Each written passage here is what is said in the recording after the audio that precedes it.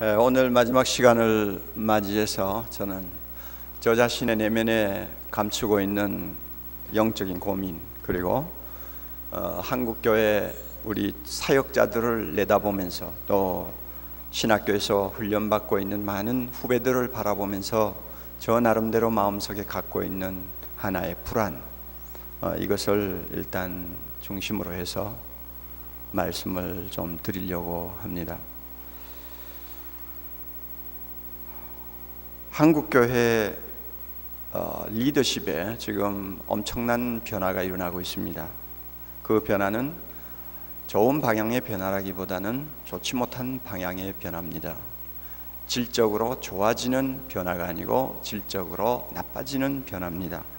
다른 말로 말씀드리면 리더십의 신뢰가 떨어졌다는 것입니다. 실추되고 있다는 것입니다. 아마 이 리더십의 실추 또 리더십의 변화를 설명할 수 있는 키워드가 있다면 인격이라고 말할 수가 있습니다. 목사라는 인격에 대해 존경심이 놀랄 정도로 쇠퇴해 버렸습니다. 누군가 말을 들으니까 공항에서 신부라는 사실을 알면 모든 젊은이들이 허리를 굽히고 경의를 표한다고 합니다. 그러나 상대가 목사라는 것을 알면 일부러 고개를 돌리고 피해버린다고 합니다. 이만큼 우리의 처지가 마음이 아프다 못해 슬픔을 느끼지 아니할 수 없을 만큼 변질되어 버렸습니다. 이것이 어디에서 온 것이냐? 목사의 인격이 그만큼 사람들에게 신뢰를 얻지 못한다는 데 있습니다. 저나 여러분이나 자주 느끼겠지만 우리는 너무너무 거룩한 말씀을 날마다 가르쳐야 되고 전해야 되는, 참 어떻게 보면 불행한 위치에 있습니다. 주님께서 질그릇에다가 이 보배를 닮았다고 그랬는데 아예 좀 금그릇에다 담았으면 이 금그릇도 행복할 거 아니에요. 그런데 질그릇에다가 이 보배를 담았으니 질그릇은 죽을 지경인 거예요. 이걸 못 느끼는 목회자면 그 사람은 약간 좀 어딘가 이상해진 사람이요, 아니면은 너무 은혜 받아가 천사가 됐더니 둘 중에 하나예요. 참 어떻게 보면은 우리 모두가 참 길을 펴고 살 수 없는 처지에서 우리가 사역을 하고 있는 사람들입니다. 하나님의 말씀을 가르쳐야 합니다. 그렇다면은 우리가 그만큼 거룩한 말씀을 많이 가르치고 입에 담고 날마다 이야기를 해야 되는 처지에 있기 때문에 모든 사람이 우리를 그만큼 믿어주고 존중해주고 또 모든 면에서 따라야 되지 않겠어요? 그런데 실상 그렇지 않아요. 많은 오늘 평신도의 마음속에 있는 설교자에 대한 또 목회자에 대한 이미지는 어떻게 각인이 되어 있느냐? 열심히 가르치면서 자기는 잘 안 지키는 사람, 남은 거룩하게 훈계할 줄 알면서 자기는 훈계를 잘 못하는 사람.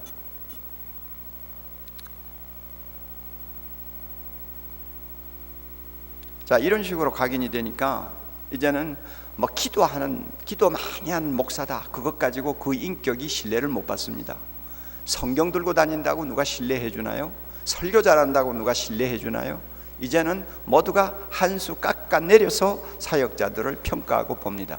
여러분, 이 말이 거짓말인지 여러분들에게 가까이 와서 존경합니다 하는 사람들의 내면을 조금 더 깊이 읽어보세요. 그들의 내면에 뭐가 있는가? 교회 안에는 불행하게도 은혜 받은 아첨꾼들이 너무 많습니다. 우리는 그 아첨하는 말에 너무 많이 흔들리고 이리 갔다 저리 갔다 합니다. 좀 더 직시해야 될 필요가 있어요. 왜냐하면 오늘 우리의 인격이 말로 표현할 수 없을 정도로 사람들로부터 존중을 못 받고 있기 때문입니다. 그런데 더 심각한 문제가 있어요. 우리 사역자에게 있어서 인격이 이만큼 위기를 만나고 있다고 하는 사실 자체를 심각하게 생각하는 분들이 그렇게 많지 않다는 것입니다. 능력에 대해서는 관심이 많습니다. 능력에 대해서 관심 많아요. 능력 있는 목회자, 능력 있는 설교자, 이런 면에 대해서는 관심이 많아가지고 능력을 입을 수 있는 어떤 무엇이 있다면 눈이 번쩍번쩍해집니다. 그러나 인격에 대해서 이야기하면 별로 관심이 없어요. 교회 부흥에 대한 어떤 방법론을 이야기하면 사람들이 구름대와 같이 모입니다. 그러나 인격에 관한 것을 강조하는 어떤 이야기를 하면 다 눈 감고 좋습니다. 이건 뭘 의미합니까? 심각성을 느끼지 못한다는 거예요. 이것이 병이에요. 큰 병이에요. 여러분, 솔직히 이야기합시다. 강단에 세워놓으면 사람들을 가장 많이 감동 주는 사람이 누굽니까?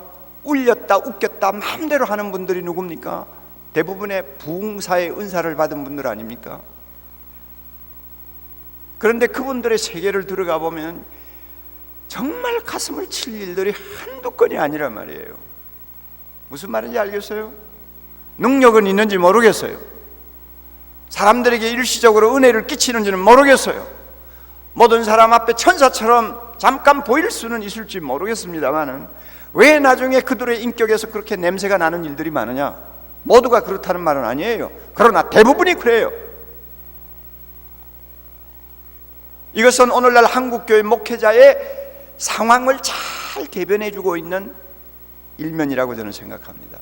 우리 지역교회를 하고 있는 목회자들이야 별 볼 일 없잖아요. 맨날 자기 교회 붙들고 앉아서 한 영혼 하나를 위해서 씨름하고 눈물 흘리고 하다가 보면 언제 남 앞에 가서 이야기할 틈이 그렇게 많지 않잖아요. 우리는 좀 나아요. 보호받을 어떤 면에는 언덕이 있는 거예요. 그러나 많은 대중을 상대하고 이곳저곳을 다니면서 말씀을 많이 전하는 분들이 오늘날 한국교회에 너무 좋지 못한 영향을 많이 끼치는데 그 원인이 어디 있느냐? 인격이에요. 능력이 없어서가 아니에요. 설교 못해서가 아니에요. 사람을 감동시키지 못해서가 아니에요.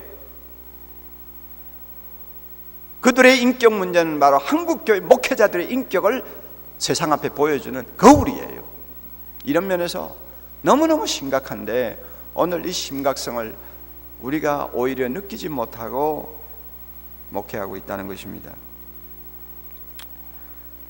Today's Pastors in Tomorrow's World라고 하는 좀 이름이 약간 이상한 미국 잡지가 있습니다. 내일을 위한 오늘의 목회자라는 뜻이겠죠. 거기에서 2,000명을 대상으로 해서 평신도들이 어떤 목회자를 원하는가 하는 설문조사를 한 내용을 제가 잠깐 본 일이 있습니다. 제일 앞에 나오는 세 가지가 이것입니다. 첫째는 개인적 야망에 대한 보상을 기대하지 아니하는 헌신적인 봉사. 자기 목회를 자기의 어떤 개인적인 야망을 충족시키는 수단으로 이용하는 것처럼 오해받을 소지를 갖고 있는 목회자도 없잖아 있어요. 평신도는 정확하게 읽고 있는 거예요. 정확하게 읽고 있어요. 벌써 설교하는 말 들으면 저 사람의 마음속에 있는 키워드는 야망이구나, 아니구나, 소명이냐, 야망이냐 금방 알아차려요. 참 기가 막혀요. 배우지도 않았는데 목회자보다도 영성이 뛰어난 것 같지도 않는데 눈치 보는 데는 아주 도사들이에요. 정확하게 알아요. 자식들이 배우지 않아도 엄마 눈치 보면 무언가 다 읽어내듯이 양떼들은 다 읽어내요. 저 목사 야망 가지고 일하는 사람이다. 소명 가지고 일하는 사람이다. 금방 알아요. 평신도가 원하는 목회자는 인격적으로 자기 야망을 앞세우는 자가 되지 않기를 원하는 것입니다. 두 번째가 뭔지 아세요? 두 번째가 인격적인 신실성을 원했어요. 좀 믿을 수 있었으면 좋겠다 하는 이야기입니다. 이거 얼마나 기가 막힌 이야기요. 말은 굉장한데 좀 믿어지지 않는다 하는 이야기입니다. 세 번째가 뭔지 압니까? 모범적인 표준이 좀 되어 주었으면 좋겠다. 좀 따르고 싶은 표준이 좀 되어 주었으면 좋겠다 하는 세 가지예요. 그러니까 이 세 가지를 다 묶어놓고 보면 한마디로 인격이라는 말에 다 포함이 되는 것입니다. 이게 평신도가 원하는 지도자예요. 지도자 상이에요. 그런데 이 사실을 오늘날 우리가 너무 소울이 다르고 있지 않나 하는 생각을 합니다. 지금은 자유주의 신학에 너무 많이 물들어 가지고 우리가 그렇게 주목을 안 하는 신학교입니다. 예일 신학교, 예일 대학교에 있는 유명한 신학교죠. 그 신학교는 지난 150년 전부터 매년마다 그 유명한 설교학 그 특강이 있습니다. 아마 지금도 이어지고 있는 걸로 알고 있는데요. 그러니까 150년 역사를 가진 설교학 특강 시리즈입니다. 굉장한 겁니다. 제가 몇 건을 읽어봤습니다만은 그 깊이가 대단해요.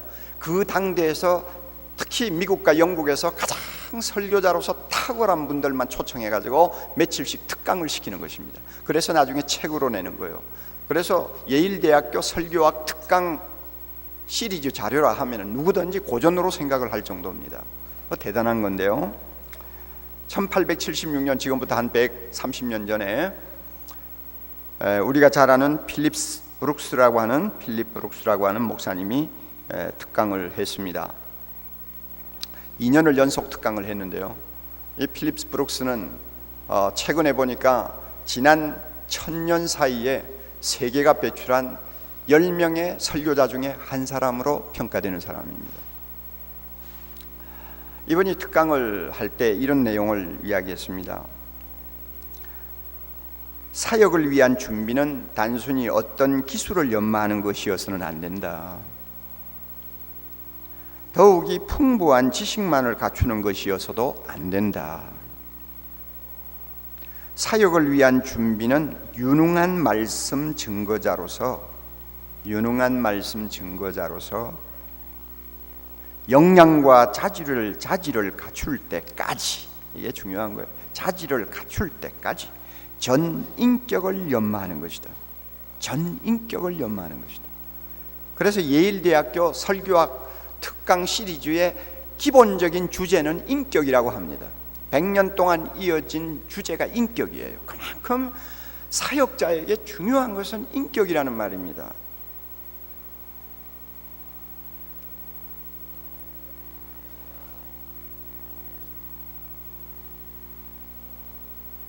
저는 목사로서 부름받은 것을 항상 감격하는 사람입니다. 참 생각할 때마다 빌리 그레함이 자주 독백을 했다고 말하듯이 하나님 하필이면 왜 접니까? 저보다도 훌륭한 평신도들이 우리 교회 안에도 수백 명이 되는데, 수천 명이 되는데 저런 사람 참 목회자로 세우지 않고 왜 나 같은 것을 불렀습니까? 하는 감격이 있어요. 며칠 전에도 우리 교회 장로님들 가운데 지금 시무장로 가운데 한 분, 그 다음에 사역장로 가운데서 두 분이 이제 선교사로 떠납니다. 연세가 다 50대 중반이 넘었는데 후반기 이제 인생을 선교제에 가서 일하고 싶다. 그래가지고 지난 1년 동안 선교 전문 기관에 가서 철저하게 훈련을 받았습니다. 그리고 한 분은 블라디보스토크의 대학 한국어 교수로, 또 한 사람은 연명과기대 정보통신 교수로, 또 한 분은 미국 풀러 신학교에 가서 3년 공부하고 멕시코로 선교사로 떠나려고, 다 한국에서 1급 두뇌들입니다. 그분들이 이제 금주에 이제 떠났겠네요. 떠나기 때문에 제가 저녁 식사를 특별히 함께 했습니다. 부부 동반해가지고 했는데 그 자리에서 제가 이런 말을 했어요. 제가 그들과 함께 적어도 15년 이상 함께 신앙생활을 했습니다. 저 밑에서 제자 훈련받고 사역 훈련받고 다 나중에는 장로가 되어서 교회를 섬기신 분들입니다. 학적으로 보나 모든 면에서 탁월한 분들입니다. 지금 직장에서 나와 은퇴한 돈만 가지고도 편하게 살 수 있는 사람들이에요. 그럼에도 불구하고 참 어려운 곳을 찾아갑니다. 블라디보스토크에 가는 그 장로님은 그래요. 학교에서 방 하나 주는데 거기에 주방도 없습니다, 목사님. 그저 그 소련에서, 옛날 소련 치하에서 지은 거니까 그저 자고 일어나고 하는 그런 어떻게 보면은 벌통 같은 그런 기숙사예요. 그 방 하나 딱 준대요. 목사님 거기 가서 이제 좀 연단 좀 받아야죠, 이러더라고요. 그래서 제가 이런 말을 했습니다. 참 나는 한 가지 사랑의 교회를 사역하면서 퀘션이 하나 있어요. 당신 같은 사람을 하나님이 목사로 부르지 않고 나 같은 사람을 목사로 불렀는지 모르겠다고. 당신들이야말로 인격적으로나 헌신면에서 목사 기죽이기 마침 좋은 사람들인데 왜 당신 같은 사람들은 부르지 않고 내 같은 사람을 불렀는지 모르겠다고. 그러니까 아이고 목사님 무슨 말씀을 그렇게 하세요 그러더라고요. 그러나 나는 진실한 말이에요. 진실한 말이에요. 저는 목사 되기에 훨씬 타당한, 훨씬 적합한 평신도가 너무 많은데 하나님이 그들은 부르지 않고 이 정말로 허물투성이인 나 같은 것을 불러서 하나님의 종으로 세웠다는 데 대해서 항상 불과 사이에 수수께끼예요. 그래서 감사하기도 하고 어떤 때는 불안하기도 하고 어떤 때는 기뻐하다가도 어떤 때는 또 하나님 앞에 매달리고 하는 이런 감정적인 기복이 자주 일어나는 것을 제가 봅니다. 그런데 솔직한 심정으로요, 저는 저 자신을 미워할 때가 더 많습니다. 더욱이 저는 제자 훈련을 참 해야 된다고 항상 깃발 들고 외치는 위치에 있는 사람입니다. 그러니까 아마 더 이런 감정이 많이 생긴 것 같아요. 저 개인에 대한 혐오증이 자주 저를 괴롭게 만듭니다. 왜? 예수의 제자 되자고 외치는 것만큼 내가 제자가 되지 못하고 있다는 것을 저 양심이 항상 증명하거든요. 그리고 남을 가르치는 것만큼 내 자신을 가르치지 못하는 데 대해서 이제는 어떤 때는 양심의 가책조차도 없는 아주 직업군 같은 그런 내 자신의 모습을 발견하거든요. 그럼에도 불구하고 또 가르치지 아니하면 안 되는 상황에 놓여 있는 자신의 모습을 보면서 어떤 때는 혐오감이 생겨요. 더욱이 여러분, 제자 훈련 무엇입니까? 작은 예수 되자고 하는 거 아닙니까? 온전한 자가 되자고 하는 거 아닙니까? 그래서 평신도를 온전한 자로 세우자, 예수 닮아가는 작은 예수를 만들자, 뭐 이런 포커스가 항상 제자 훈련에는 강조가 되고 있는데, 그렇다면 내가 어느 정도 돼야 되지 않아요? 내가 인격적으로 참 주님을 닮았다, 내가 인정하는 것이 아니라 교회가 인정하고 가족이 인정하고 주변의 사람들이 나를 볼 때 인정할 수 있는 어느 수준을 가면서 이런 소리를 좀 하면 좋겠는데, 지금까지 나이가 벌써 60이 넘어가도록 저 나름대로 노력은 했습니다만 여전히 별로 달라진 것이 없어 보이는 저의 모습이 어떤 때는 혐오성을 유발시키는 것입니다. 뭐 저의 솔직한 고백이에요. 제자 훈련에 대해서 처음에 제가 좀 마음을 뜨겁게 가졌던 이유는 따로 있어요. 예수님이 제자를 만들라고 했으니까 그 명령에 복종해서 목회해야 된다, 이 소명감에서 시작했어요. 그리고 평신도를 깨우면 하나님의 교회가 놀라운 능력과 역사를 체험할 수 있다는 확신 때문에 이 일에 열을 올렸어요. 그런데 이런 제자 훈련을 뭐 20년, 30년이 넘도록 하다가 보니까 이제는 점점 관심이 어디로 쏠리느냐 하면 저 자신에게 쏠리는 거예요. 도대체 예수의 제자가 된다는 것은 어떤 수준의 인격을 의미하는 것이냐? 그러면 그 인격을 너는 몇 퍼센트 정도나 너 자신의 삶을 통해서 보여줄 수 있느냐? 계속 저 자신에게로 이 포커스가 집중되는 것을 제가 지금 계속 느껴요. 그러니까 겁도 나고 불안하고 답답하고, 그래서 내가 어쩌다가 이 팔자가 됐나 하는 생각도 하게 돼요. 아니, 할 수 있으면 제자 훈련이라는 말 하지 않고 참 은혜스러운 설교, 은혜스러운 교육을 얼마든지 할 수 있잖아요. 그런데 가장 힘든 주제를 가지고 제가 설교할 때가 많고 강의를 해야 될 때가 많다는 이 사실 때문에 저는 항상 부담으로 남아 있습니다. 이게 저의 솔직한 고민이에요. 그러나 이런 고민이 저는 모두가 나쁘다고 생각지 않습니다. 뭐 제가 낙천적이 아니어서 그렇다고 보지도 않습니다. 또 제 기질이 어떤 면에는 좀 부정적인 면이 있어서 그렇다고 저는 보지 않습니다. 완벽주의자가 되어서 그렇다고 보지도 않습니다. 이것은 제가 볼 때는 정상이라고 생각합니다. 우리는 질그릇이에요. 질그릇은 고민하게 돼 있어요. 까불지 말라고요. 고민하게 돼 있다고. 고민 없는 질그릇이라면 그건 질그릇이 아니에요. 이런 면에서 우리가 인격 문제를 항상 신중하게 다루지 아니할 수가 없습니다. 그래서 저의 관심은 이것입니다. 바울은 어떻게 이 문제를 처리했을까? 바울이라고 뭐 완전했나요? 바울이라고 그 인격에 흠이 없었나요? 절대 그렇지를 않아요. 우리는 서신서를 읽으면서 바울에게서 조금씩 스며나오고 냄새가 풍기는 그의 약점들을 우리는 많이 발견할 수 있습니다.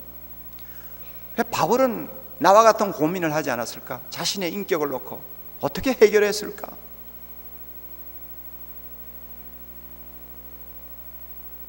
어떻게 이 문제를 해결하면서 그 영혼이 찌들어지지 아니하며 그 영성이 위축되지 아니하며 그 마음의 기쁨을 유지하면서 하나님의 종으로서의 긍지를 가지고 평생을 살았을까? 그 비결이 무엇일까? 이것이 저에게 관심사예요. 그런데 오늘 읽은 이 본문이 정말로 저에게 주는 굉장한 해답이었습니다. 내가 그리스도를 본받는 자 된 것 같이 너희는 나를 본받으라. 내가 그리스도를 본받는 자가 되려고 노력하고 있다. 이거 바울 서신에서 유일하게 나오는 말씀이에요. 다른 데서는 이런 말씀 안 했어요. 나는 그리스도를 본받으려고 한다. 이것이 바로 바울이 자기 내면에 있는 인간적인 고민, 질그로서의 약점, 인격적으로서의 불완전을 극복하는 유일한 방법이었다는 것을 저는 깨닫게 되었습니다. 주님에게 자기 눈을 평생 고정시켜 놓고 오직 그분을 닮는 데 정신을 집중하고 살았다는 이야기입니다. 본받는다는 게 쉬운 거예요? 하루아침에 되는 것도 아니잖아요. 어떤 중은 절간에 앉아서 절간 앞에 있는 큰 바위만을 쳐다보고 40년을 살았다고 그러더라고요. 그 바위만을 응시하면서 40년을 살다 보니 나중에는 그 중의 얼굴이 바위처럼 변하더라고 그러더라고요.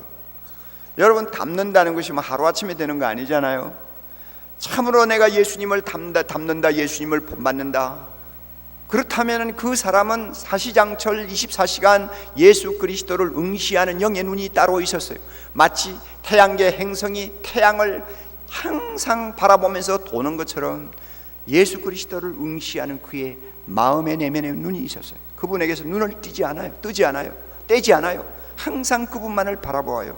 그리고 그분을 닮으려고 전력 투구했다는 이야기입니다. 그러니까 나중에는 바울이 이런 말까지 했잖아요. 이제는 내가 산 것이 아니요 내 안에 그리스도께서 사신 것이라.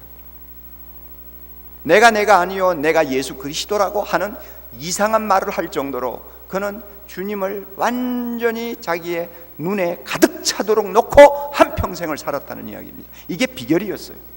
자기의 인격의 불완전을 극복하는 비결이었어요. 자기 내면에 들어오는 모든 모순과 번민과 부끄러움을 극복할 수 있는 비결이었어요. 주님만을 바라보았습니다. 이것이 얼마나 어렵다는 거 우리가 좀 압니다. 철저한 자기 부인이 없이는 예수님을 본받는다는 것은 그건 안 되기 때문에 그만큼 예수님을 본받는 자 되었다고 소리칠 정도가 되었으면 철저하게 자기 부인이 가능했다는 이야기입니다. 그런데 제가 보니까 바울은 예수 그리스도를 철저하게 본받겠다고 하는 자기의 그 중심의 목표가 많이 달성이 된 것 같아요. 만족스러울 만큼 자기는 예수님을 닮는 수준으로 그는 나아간 것 같아요. 뭘 보고 하느냐? 그 다음 말씀 때문입니다. 너희는 뭡니까? 나를 본받으라. 이 말씀을 자기가 할 수 있었던 것은 그만큼 주님을 닮아가는 데 있어서 발전했다는 이야기입니다. 그러므로 주님을 점점 닮아가는 자기를 성도들이 눈으로 볼 수 있는 샘플로 내놓은 것입니다. 너희는 나를 봐라. 나처럼 깊은 영안을 가지고 예수 그리스도를 주목하지 못하는 약점이 너희들에게 있을 것이다. 그러나 염려하지 마라. 내가 보이지 않는 예수를 보여주마. 너희들은 나를 보아라. 나를 보고 내가 하는 대로 따라하라. 그는 자신 있게 그렇게 말할 수 있었어요. 그의 글들을 좀 보면 고린도전서 4장 16절에는 너희는 나를 본받는 자 되라 그랬는데 그렇게 말하는 배경이 뭐냐 하면 복음을 증거하기 위해서 바울은 낮은 자리, 정말로 낮은 자리, 세상의 더러운 것과 만물의 찢기가 되는 자리까지 떨어지면서 자기를 완전히 비우고 한 생명을 구원하는 데 헌신하는 자신의 모습을 제자들에게 그 성도들에게 보여주면서 너희는 나를 본받으라 그렇게 말씀합니다. 그러면 바울이 세상의 만물의 찍기와 같은 자리까지 떨어지면서 그 모든 수모와 수치를 감수하면서 한 영혼을 구원하려고 전신전력하는 그 자기의 모습, 어디서 배운 것입니까? 누구한테 배운 것입니까? 바로 예수 그리스도에게서 배운 거예요. 날마다 응시하고 날마다 바라보는 그분을 닮으려고 하다가 보니까 예수님처럼 그렇게 하는 거예요. 그러니까 너희는 나를 본받으라. 얼마나 부러운 사람인지 모릅니다. 고린도전서 11장 1절 오늘 읽은 본문 내용의 배경도 뭡니까? 많은 사람의 유익을 위해서 자기 유익을 포기하는 자기의 인격, 자기의 모습을 교인들에게 내놓은 것입니다. 한 영혼을 구원할 수 있다면 나 자신을 기쁘게 하고 나 자신의 유익을 취할 수 있는 모든 것들을 포기한다. 그리고 그 영혼을 구원하기 위해 희생하겠다. 이런 나를 본받으라는 것입니다. 그러면 이런 바울의 모습을 그는 어디서 배웠을까요? 어디서 터득했을까요? 바로 날마다 본받기를 사모하고 눈을 떼지 않고 바라보는 예수님한테서 배운 거예요. 바로 예수님이 그런 분이었잖아요. 자기 유익을 구하지 아니하고 철저하게 자기를 희생해서 썩는 미랄이 되는 주님의 그 삶과 인격을 통해 자기가 그것을 전수한 거예요. 그러니까 그대로 가는 거예요. 그리고 교인들을 보고 나를 본받으라고 말하는 것입니다.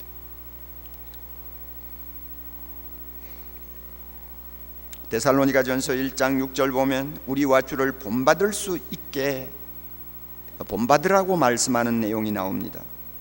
그래서 말하기를 우리가 너희 중에 어떠한 사람이 된 것을 너희가 아는 바라. 어떠한 사람이 된 것을 너희가 아는 바라. 우리가 어떻게 사는지, 어떤 인격을 가지고 너희를 대했는지 너희가 잘 알지 않느냐. 그러니 너희들은 우리를 본받으라. 그렇게 했습니다. 바울이 샘플로 내놓은 그 인격, 자신의 인격은 바로 예수님한테서 배운 것입니다. 그리고 빌립보 3장 17절 보면 또 한 번 그는 나를 본받으라고 말합니다. 나를 본받으라고 말하는 그 배경은 뭡니까? 온전히 이룬 것처럼 자만하기 쉬운 자들을 경고하면서 하시는 말씀이었어요. 온전히 이루었다는 소리 하지 마라. 나는 앞에 있는 표대를 향해서 지금도 달려간다. 마지막 상을 얻기까지 아직도 얻지 못한 자처럼 뒤를 돌아볼 틈도 없이 앞만 향해서 달려간다. 나를 보고 너희는 본받으라 이것입니다. 영적인 세계에는 완전한 자리에 이르렀다고 말할 수 있는 사람이 하나도 없다는 것입니다. 바울처럼 어떤 면에서는 극치에 이른 그런 위대한 지도자도 항상 예수 그리스도를 바라볼 때는 아직도 이루지 못한 사람이요, 아직도 미완성의 상태에 있는 사람이요, 아직도 노상에서 달려가고 있는 자신임을 그는 발견한 것입니다. 그래서 진정한 영적 세계의 건강은 앞에 있는 것을 바라보고 예수 그리스도를 바라보고 아직도 나는 부족하다는 심정을 가지고 달려가는 데 있다. 완전하다고 스스로 자족하는 데 있는 것이 아니라 나는 이만큼 되었다 하고 생각하는 데 있는 것이 아니라 예수님의 수준에까지, 그의 표준에까지 이르도록 하기 위하여 필생을 다해서 달려가는 데 있다는 것을 설명하면서 너희는 나를 본받으라고 그랬어요. 여러분, 바울의 이런 모습은 우리에게 매우 값진 귀감이 됩니다. 저는 지금까지 사역자로서 일을 하면서 누구 하나 보고 나를 본받으라는 말을 입 밖에 낸 일이 없습니다. 여러분은 어떤지 모르겠어요. 내 자식들을 보고도 나를 본받으라는 말 한마디도 못했어요. 내 아내를 보고도 감히 어디 아내 앞에서 그런 말 하겠어요. 도무지 그 말 못했어요. 제자 훈련을 지금까지 수백 명을 시켰는지 수천 명을 시켰는지 모르지만 제자 훈련을 하면서 소그룹에 앉아서 함께 눈물을 흘리고 어떤 때는 막 너무 좋아가지고 막 배꼽이 나올 정도로 웃고 어떤 때는 너무 슬퍼가지고 같이 눈물을 펑펑 쏟고 서로 손잡고 서로 위로하고 그래가지고 참 은혜의 도가니에 흠뻑 젖을 때가 많이 있었지만 여러분 저를 보고 따르세요, 저를 본받으세요, 감히 그 말 못했어요. 그러나 바울은 나를 본받으라고 하지 않아요. 우리가 이 정도까지 나가야 되는데 참 이것이 안 되는 거예요. 그러니 여러분 어찌 고민을 하지 않겠어요?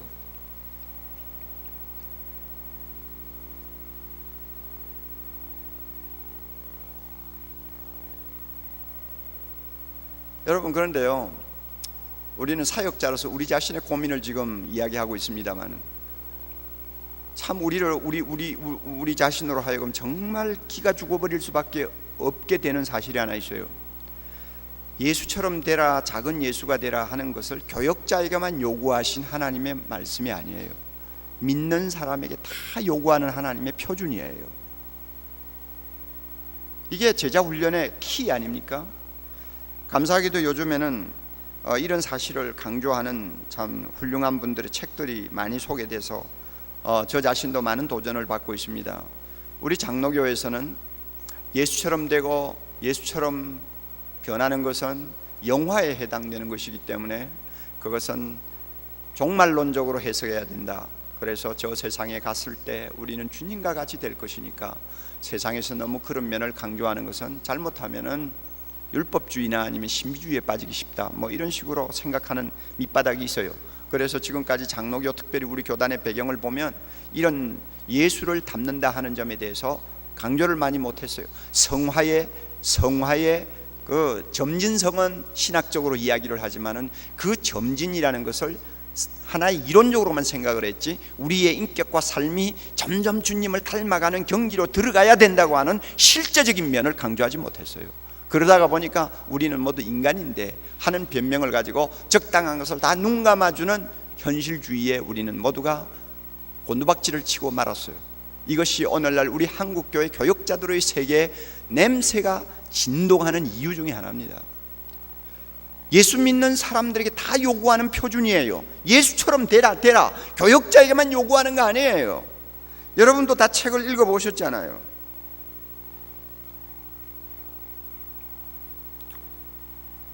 맥스 루카도 같은 사람 여러분 책 읽어보셨잖아요.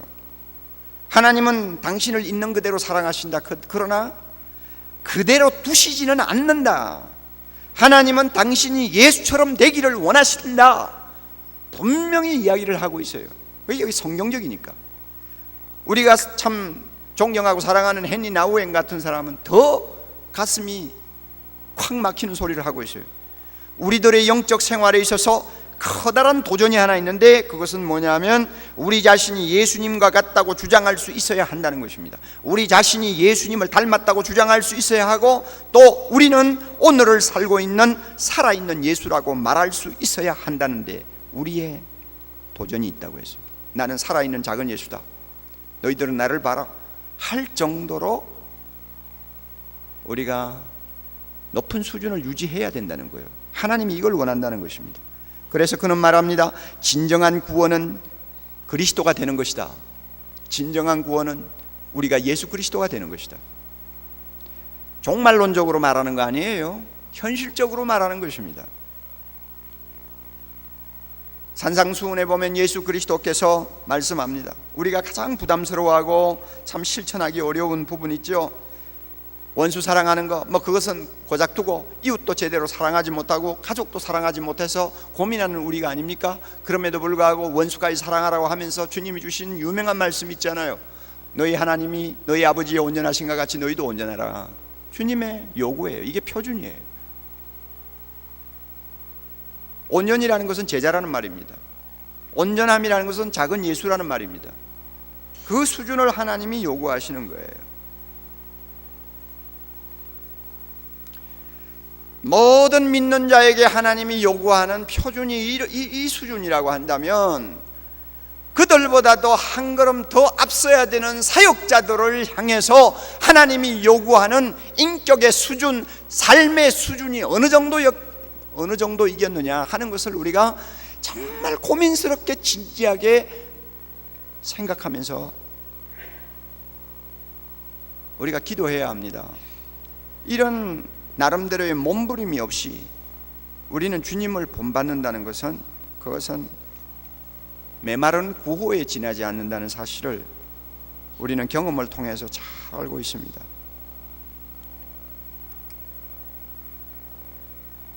여러분 이런 메시지 들으면 굉장히 부담스럽죠. 그러나 이제 우리 교회를 갱신하자고 하는 타이틀을 걸고 우리가 이렇게 모인 사람들이요, 이제 마지막 시간이에요. 표준을 다시 한번 정확하게 확인하실 필요가 있어요. 우리가 지금 무엇을 추구하고 있고 우리가 응시하는 정점이 어디라는 것을 정확하게 확인하고 돌아가셔야 돼요. 그거 안 되면 갱신? 무슨 갱신이요? 찰스 콜슨을 여러분이 잘 아시죠? Born Again이라고 하는 유명한 책을 쓰시고 교도 선교회에 아주 프론티어가 되어서 많은 영향력을 끼치고 있고, 그의 책들은 엄청난 독자를 확보하고 있는 모든 면에서 갖추어진 위대한 기독교 지도자입니다. 그 찰스 콜슨이 교도 선교회의 사역자, 자기와 함께 일하는 교도소 사역자들을 앞에 놓고 이런 질문을 했어요. 우리가 어떻게 하면 우리 앞에 놓여 있는 이 사명을 잘 감당할 수 있을까요? 어떻게 하면 이 사명을 좀 더 잘 감당할 수 있을까요? 하고 질문을 했다가 금방 무슨 말을 했는가 하면, 내 질문 잘못했어요. 질문을 수정하겠습니다. 이것은 잘못된 질문입니다. 정말 중요한 질문은 이것입니다. 우리들이 어떤 사람이 되어야 할까요? 우리들이 어떤 사람이 되어야 할까요? 우리가 어떻게 하면 우리의 사명을 다할 수 있을까요? 그게 정확한 질문이 아니고, 진짜 물어야 해야 될 질문은 우리가 어떤 사람이 되어야 할까요? 여러분, 이 질문이 남의 질문이어서는 안 되죠. 우리 모두의 질문이어야 합니다.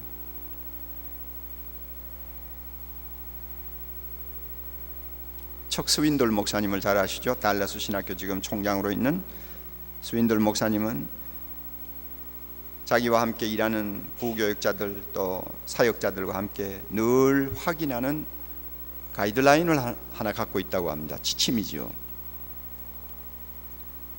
그 가이드라인, 그 지침을 놓고 자주 자기 자신을 점검하도록 한답니다. 공적으로 앉아서 이 지침을 놓고 서로 질문하고 대답하고 해서 자기 자신을 항상 점검하도록 한다고 합니다. 아주 미국 사람다운 태도예요. 그들은 매우 구체적이니까요. 실제적이고요. 지난주에 어디서든지 사람들의 의심을 살 만한 여성과 같이 있은 일이 있는가? 요거 질문, 첫 번째 질문. 지난 주간 동안 사람들이 봤을 때 하고 의심을 한다든지 좀 이상하게 볼 만큼 좀 의혹적인 어떤 이성과 함께 단둘이 앉은 일이 있는가? 이거 체크하는 거예요.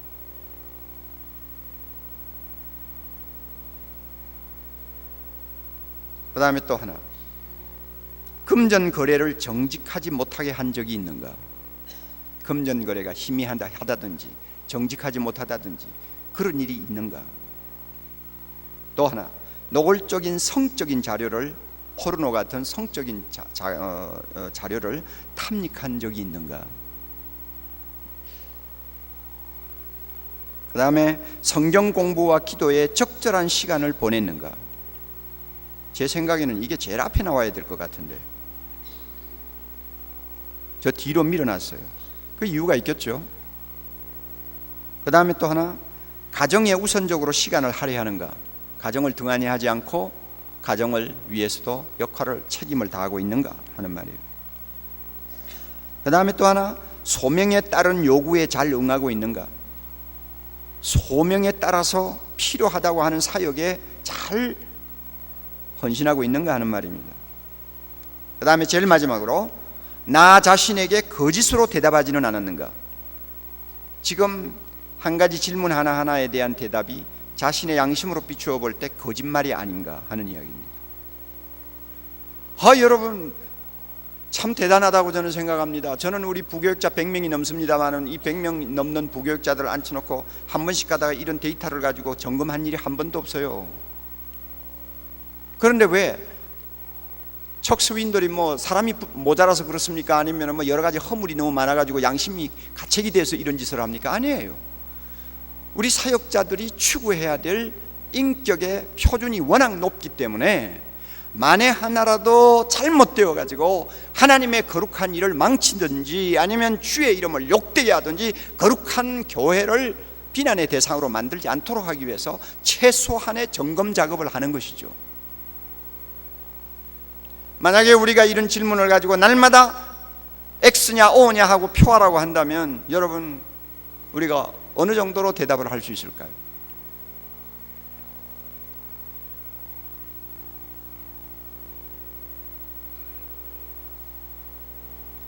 다시 말씀드립니다. 교인들이 교역자들에게 요구하는 인격의 수준이 어느 정도인가를 늘 염두에 두세요. 교인들 자신이 주님을 닮아가려고 몸부림을 치는 마당인데 교역자에게 여러분 요구하는 수준이 있을 거 아니에요. 자기와 똑같아가지고 만족할 수 있을 것 같아요? 안 되잖아요. 이것이 저로 하여금 번민스럽게 하는 것입니다. 어떤 때는 목사 그만두고 싶어 하는 생각이 자주 일어나게 만드는 이유입니다. 이거는 완벽주의에서 오는 어떤 병적인 사고가 아니에요. 성경적인 뿌리를 가지고 자신을 검증할 때 피할 수 없는 질문이요, 피할 수 없는 고민이라는 이야기입니다.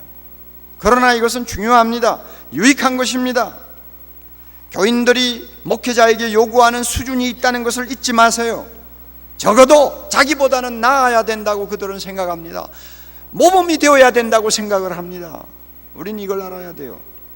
미국 국민들이 대통령한테 요구하는 도덕적인 수준이 어느 정도 높은가, 인격적인 수준이 어느 정도 높은가를 가끔 보면 놀랄 때가 있잖아요. 클린턴이 그렇게 개망나니 짓을 했는데도 그저 적당하게 용납을 하고 넘어가는 것을 보아도 참 굉장하다고 느끼는데, 또 그 반면에 그들이 대통령 될 사람에게 엄청난 수준을 요구하는 것도 우리는 보게 되고 또 놀라게 됩니다. 좋은 예가 지난번 대통령 선거 때 있었지 않습니까? 미국 역사상 참 가장 치열한 선거전이었다고 말할 수 있을 만큼 고어와 부시가 박빙의 표차를 가지고 승부를 가르는 혈투였어요. 처음에는 인기 투표에서 고어가 얼마나 앞섰어요. 우리가 잘 아는 바와 같이 앞섰는데 막판에 접어들면서 부시가 점점 전세를 역전시키기 시작했어요. 그래서 엎치락뒤치락 하는 일이 한동안 계속됐어요. 이제 선거 막판에 두 사람이 텔레비 토론을 했습니다. 토론을 했을 때 그 평가가 어떻게 나왔습니까? 고어가 훨씬 잘한다. 고어가 훨씬 잘한다. 똑똑하다. 이렇게 평가하는 사람들이 많았습니다.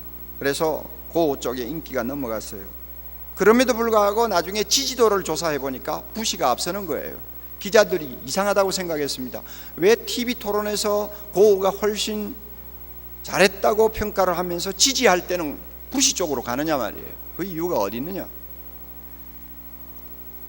기자가 분석해서 써놓은 글이 있어요. 대답은 간단합니다. 고어보다도 부시가 인격적으로 더 신뢰가 간다는 것입니다. 부시가 고어에 비해서 훨씬 더 정직한 지도자가 될 수 있다는 신뢰가 간다는 것입니다. 67%의 사람이 그렇게 대답했어요.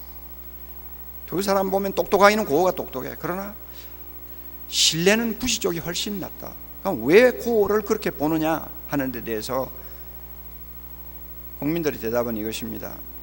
고어는 대통령이 되기 위해서라면 무슨 말이라도 서슴지 않고 할 수 있는 사람, 이렇게 딱 이미지가 박힌 거예요. 대통령이 될 수만 있다면 무슨 말이라도 서슴지 않고 할 수 있는 사람으로 그들은 본 것입니다. 그렇게 보는 사람이 10 중에 6명이나 됐어요. 고어의 말이 굉장히 화려합니다. 그리고 고어는 평생에 자기도 모르게 좀 과장하는 습관이 그의 몸에 배어 있었다고 합니다.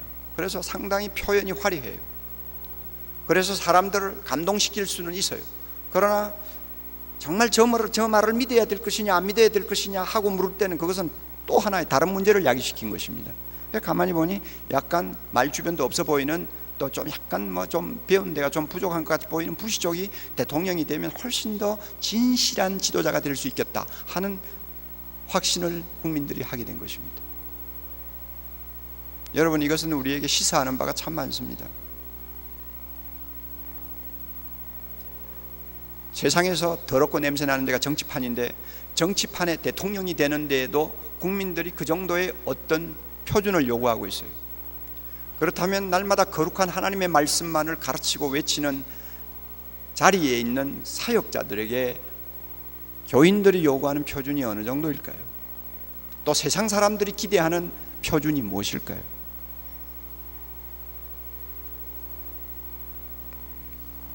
우리가 이 문제를 놓고 한시도 쉬지 말고 자기 점검을 해야 되고 고민을 해야 된다고 생각합니다. 저는 이번 수련회 참석해서 참 행복합니다. 시간마다 귀한 종들을 세우시고 참 우리에게 필요한 은혜를 폭포수같이 쏟아주시고 여러분들도 참 말씀을 듣는 시간이나 기도하는 시간에 진지하게 임하는 모습을 볼 때 참으로 이 한국교회에 아직도 소망이 있다고 하는 생각을 갖게 되었고, 우리 모두가 힘을 합하면 못할 일이 없겠구나, 하나님께서 놀라운 일을 앞으로 하실지도 모르겠다고 하는 기대감을 저 자신이 갖는 것도 사실입니다.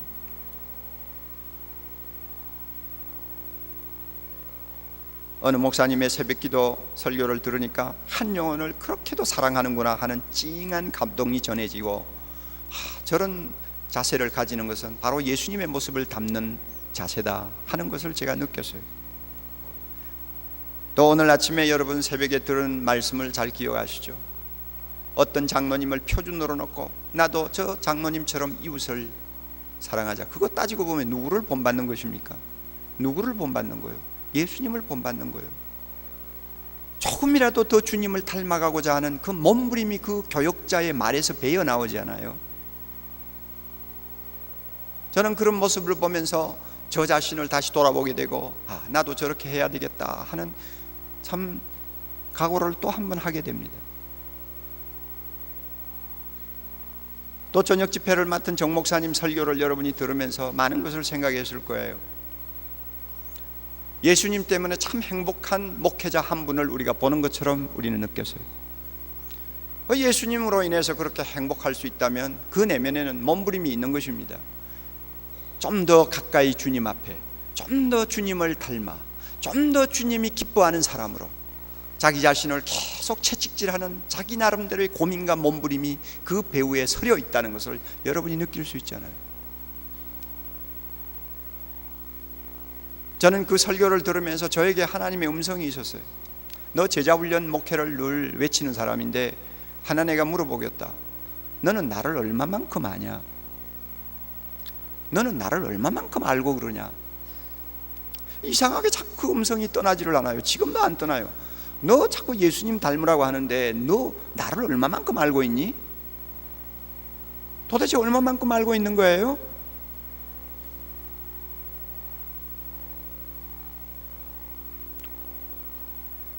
그래서 저는 그 음성 앞에 마음에 작심을 했습니다. 이제 남은 생에 좀 더 예수님을 응시하자.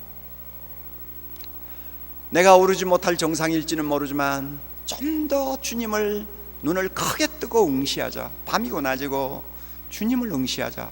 그리고 주님을 바라보자. 그리고 목회 현실에서 일어나는 모든 문제 하나하나를 놓고 예수님은 어떻게 하셨을까? 그것을 계속 질문하자. 그래서 예수님이 어떤 방식으로 했다는 해답이 나오면 나도 그렇게 해보려고 몸부림을 좀 치자. 내 마음에 잘 들지 아니하는 교인을 놓고, 또 어떤 면에 내 마음에 고통을 주는 교인을 놓고 예수님이면 어떻게 하셨을까? 예수님은 가룟 유다를 3년 동안 끼고 다니면서 어떻게 하셨나? 베드로와 요한과 같이 아직도 덜때먹은 그 제자들을 놓고 주님은 어떤 자세를 가지고 그들을 다루셨나? 좀 더 내가 깊이 알자. 예수님은 한참 인기를 끌고 승승장구할 때에 그는 어떻게 처신을 하셨나? 주님을 좀 더 내가 응시하고 좀 더 깊이 바라보면 주님이 하신 그 언동을 통해서 내가 닮아야 될 중요한 핵심이 있는 것을 압니다. 나는 좀 더 주목해야 되겠다. 주님은 사람들로부터 인기를 잃어버리고 저 밑바닥까지 추락할 때 어떻게 하셨나? 주님은 그 순간순간을 어떻게 극복하면서 하나님 앞에서 자기 자신을 지켰는가? 내가 좀 더 주님을 알려고 노력하면 내가 그런 처지에 빠졌을 때 분명히 주님은 대답하실 것이다.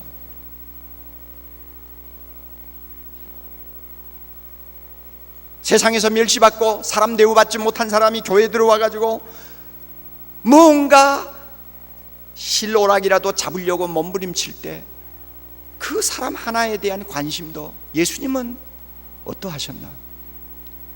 주님은 사람 대우받지 못한 여자 하나를 어떻게 다루셨나? 병으로 인해서 인생을 완전히 포기한 사람들을 하나하나 놓고 주님은 어떤 심령을 가지고 그들을 찾아가셨는가? 나는 거기서 배워야 되는 거예요. 좀 더 배워야 돼요. 좀 더 배워야 돼요. 좀 더 배우고 좀 더 몸부림을 칠 때 우리는 예수님을 닮아갈 수가 있어요. 이거 포기하면 우리는 사역자로서 생명이 끝나는 것입니다. 우리는 직업군이요, 먹고 살기 위해서 목사 일하는 사람이요, 다른 것 할 수 있는 다른 할 수 있는 일이 별로 없으니까 할 수 없이 붙들고 있는 사람이 지나지 아니할지 몰라요. 그러나 예수 그리스도를 초점으로 맞추고 난 이렇게 해야 되겠다. 주여, 내가 안고 있는 이 문제를 주님은 어떻게 하셨습니까? 항상 이렇게 물으면서 주님을 닮아가려고 할 때 우리는 나도 모르게 모든 성도들이 본받을 수 있는 하나의 모범이 될 수 있다고 저는 믿습니다. 여러분, 이런 좀 몸부림 우리 모두가 함께 할 수 있기를 바랍니다. 표준을 낮추지 마세요. 우리의 표준은 예수 그리스도입니다. 그는 완전한 자입니다. 하나님이십니다. 비록 그 표준이 너무 완전해서 우리 모두에게는 너무나 부담스럽지만, 그러나 표준을 낮추지 마세요. 대청봉을 오르려고 준비하는 사람하고 에베레스트를 오르려고 준비하는 사람은 그 자세가 벌써 달라요. 생각이 달라요. 모든 것이 틀려요. 보는 눈이 달라요. 왜? 오르려고 하는 정상이 너무나 다르니까. 예수 그리스도를 닮고 그분처럼 살겠다고 하는 정상을, 표준을 정해놓고 사는 사람은 다른 사람과 구별될 수밖에 없어요. 사랑하는 동역자 여러분, 이 표준을 낮추지 맙시다. 아무리 힘이 들어도 낮추지 맙시다. 절대 포기하지 맙시다. 절대 포기하지 맙시다. 그럴 때 우리는 주님이 칭찬하시는 종이 될 수가 있습니다. 그리고 우리가 이와 같이 집요하게 고집스럽게 주님만을 응시하고 주님만을 본받으려고 하는 이 자세가 결국 우리 사역의 영광이 되고 우리 사역의 능력이 됨을 믿으시기 바랍니다. 이 능력을 우리가 갖고 있는 이상 어떤 문제도 겁나는 거 없어요. 세상이 아무리 악해져도 겁날 거 없어요. 세상이 종말을 향해서 달려가면서 하나님을 대적하는 세력들이 구름대와 같이 일어난다고 해서 우리가 위축될 필요가 없어요. 예수 그리스도는 승리자입니다. 예수 그리스도 그분 앞에서는 모든 것이 이미 해결된 상황이에요. 1000년 전에도 세상은 여전히 악했어요. 2000년 전에도 세상은 여전히 음란했어요. 똑같아요. 우리는 금방 세상이 나빠지고 잘못된 것처럼 호들갑 떨 필요가 없어요. 세상은 항상 똑같았어요. 예수 그리스도 앞에는 세상이 얼마나 악하냐, 그것은 문제가 되지 않아요. 문제는 주님의 손에 쓰임받는 우리가 어느 정도 수준이냐가 문제예요.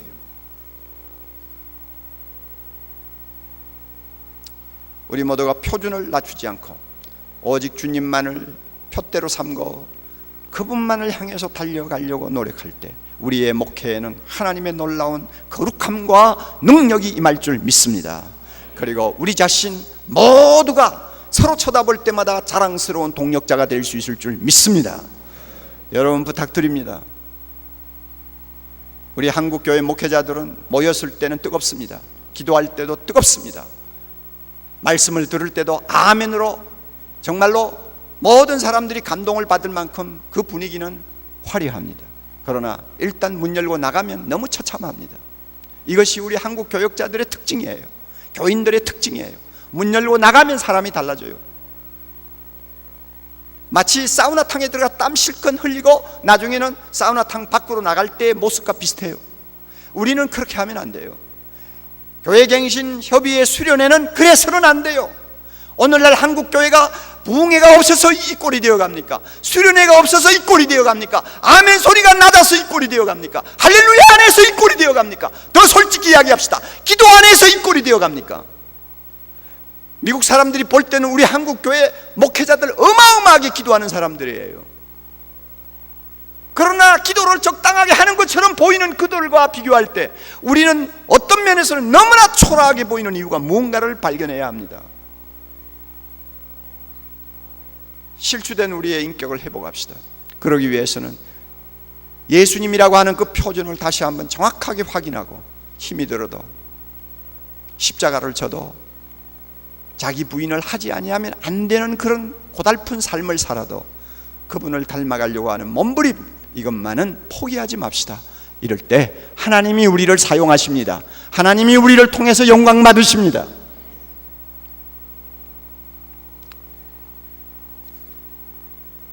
마지막 시간이니까 우리 한국교회를 가슴에 안고 부흥이라고 하는 고영원 씨의 찬양을 좀 함께 불렀으면 좋겠습니다. 그 찬양 속에 우리의 탄식이 들어있습니다. 우리의 회개가 들어있습니다. 그리고 그 찬양 속에 우리의 비전이 있습니다. 그 찬양 속에 하나님의 소원이 들어있습니다. 이 찬양을 부르면서 아직도 예수님을 닮지 못하게 하는 우리 마음의 우상이 무엇인지를 찾아서 이 우상을 불태우고자 하는 뜨거운 열정을 우리가 다시 한번 회복시킬 필요가 있습니다. 이 찬양을 부르면서 다시 한번 성령의 바람이 불고 진리의 말씀이 이 땅을 새롭게 하는 영광스럽고 거룩한 날이 임하기를 사모하는 간절함이 우리 가슴에 있어야 되겠습니다. 이와 같은 부흥을 막는 어떤 악의 요소가 내 인격에 있습니까? 내 숨은 삶에 있습니까? 내 교회 안에 있습니까? 주여 가르쳐 주옵소서. 그것이 무엇인지 가르쳐 주시면 주님 앞에 회개하고 바로 서겠습니다 하는 내면의 결단, 숨은 결단이 우리에게 있어야 되겠습니다. 우리 다 같이 그 자리에 일어나셔서 부흥 함께 부릅니다. 첫 시간에 목회자의 자기 성찰이 왜 중요한가를 우리가 들었습니다. 한 가지 한 가지들 모두를 다 우리 마음에 담고 깊이 다시 한번 되새기면서 성령의 음성을 들어야 합니다. 그 첫 시간의 메시지가 이틀 동안의 모든 메시지의 주제가 되었습니다.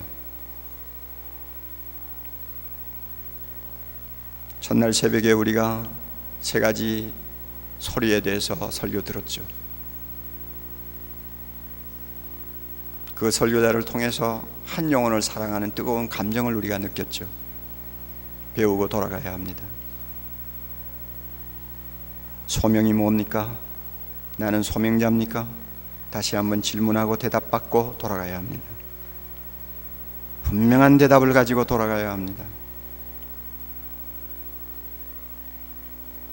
그리고 여러분, 행복한 목회자가 되기 위해서 우리가 어떠해야 될 것인가를 참 깊이 있는 말씀을 통해서 들었어요. 충분할 때까지 기도해야 합니다. 우리의 문제에 대한 정확한 대답을 얻을 때까지 주님 앞에 엎드려야 됩니다.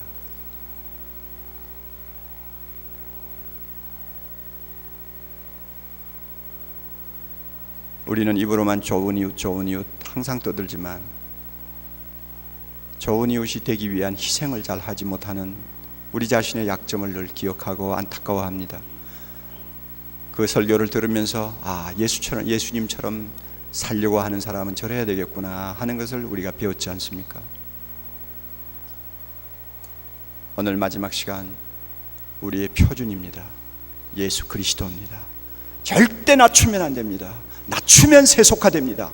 낮추면 망합니다. 낮추면 세상 사람하고 다를 바가 하나도 없어요. 맛일은 소금되고 맙니다. 우리의 표준 정확하게 우리가 확인하고 돌아가야 합니다. 우리 한 목소리로 짧은 시간 주님 앞에 간절하게 기도합시다. 주여! 주여! 주여! 아버지 하나님이여, 아버지 하나님이여, 우리 모두에게 다시 한번 은혜로운 물부터 부어주셔서 마지막 시간입니다. 우리의 심령 하나하나가 다시 새로워져 돌아가게 하옵소서. 은혜를 받고 돌아가게 하옵소서. 은혜를 간직하고 돌아가게 하옵소서. 변화되어 돌아가게 하옵소서. 깨달은 말씀 때문에 기뻐 뛰며 돌아가게 하옵소서. 성령 충만하여 돌아가게 하옵소서. 변화되어 돌아가게 하옵소서. 오 하나님, 그리하여 여기에 모인 귀한 종들을 통해서 우리 하나님의 놀라운 일들이 온 땅에 힘있게 펼쳐지는 아름다운 역사가 있게 해주시옵기를 간절히 원하옵고 바라옵나이다. 자비로우신 주여 오늘도 역사하여 주시옵소서. 주여 오늘도 이 종들을 내려갈 때 하나님 아버지여 빈손 들고 내려가지 않게 하옵소서. 주님의 영광을 보고 내려가는 자들 되게 하옵소서. 은혜의 샘을 마음껏 마시고 돌아가는 자들이 되게 하옵소서. 오 하나님 아버지여, 주께서 주시는 귀한 은혜의 주님의 돌기를 손에 들고 돌아가는 자들 되게 하시고, 우리의 문제에 대한 주님의 해답을 듣고 돌아가는 자들 되게 하시고, 우리 모두가 성령의 능력을 힘있게 얻어서 돌아가는 귀한 주의 종들 되도록 축복해 주시옵기를 간절히 원하옵고 바라옵나이다. 한 사람이라도 주여 좋을 곳 내려간 자 없게 하옵시고 한 심령이라도 메마른 심령으로 내려간 자 없게 해 주시옵소서. 주여 도와주시고 은혜를 베풀어 주시옵소서.